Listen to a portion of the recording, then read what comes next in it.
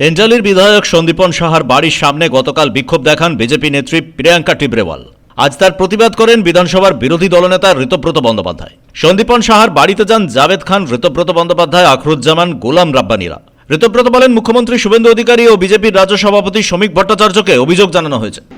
আমরা ইতিমধ্যে সন্দীপন গতকাল নিউ মার্কেট থানায় ফর্মাল কমপ্লেন করা হয়েছে। আমরা এই ঘটনার তীব্র নিন্দা করছি এবং অবিলম্বে দোষীদের বিরুদ্ধে ব্যবস্থা গ্রহণের দাবি জানাচ্ছি।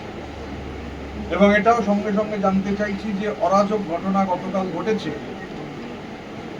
এই যে অরাজক ঘটনা যিনি ঘটালেন, যার নেতৃত্বে ঘটল, আমরা মনে করি যে এই ঘটনা একেবারে অনভিপ্রেত।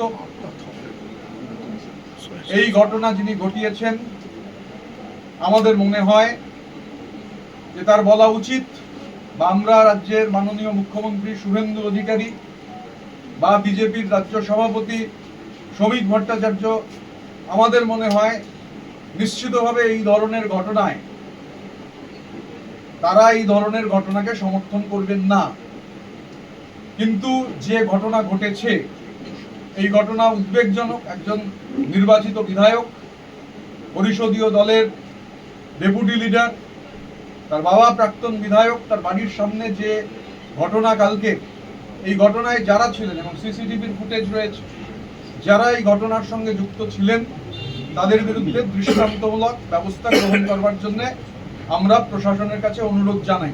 বিজেপি নেত্রী প্রিয়াঙ্কা টিবরেওয়াল গতকাল বলেছিলেন, সন্দীপন সাহা তোলাবাজিতে জড়িয়ে তা থেকে রেহাই পেতে বিধানসভার উপদলনেতা হয়েছেন।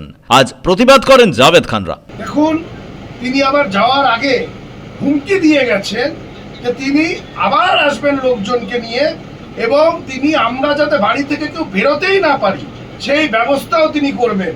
আমি যা যা কমপ্লেন, আমার এই লেটারে আমি কমপ্লেন ইতিমধ্যে ইমেল করে নিউ মার্কেট থানাকে জানিয়েছি।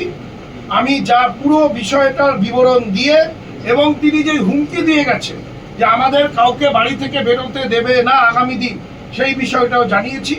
তাকিয়ে থাকবো, আমরা দেখব কত দ্রুত প্রশাসনের ব্যবস্থা নেয়। রাজ্য সরকার এর বিরুদ্ধে পদক্ষেপ নেয়। যদি যথাযথ পদক্ষেপ না হয়, আইনি ব্যবস্থা যা নেওয়ার সেটা না নেওয়া হয়, আমাদের দলের চিফ হুইপ আখরুজ্জামান সাহেব তিনি বললেন আমরা আগামী দিন বৃহত্তর আন্দোলনে নামব। ঋতব্রত বলেন, বিরোধীরা এই ঘটনার প্রতিবাদ জানাচ্ছে। এ ধরনের ঘটনা কখনো মেনে নেওয়া যায় না। শেখ এরশাদের রিপোর্ট, পূবের কলম ডিজিটাল।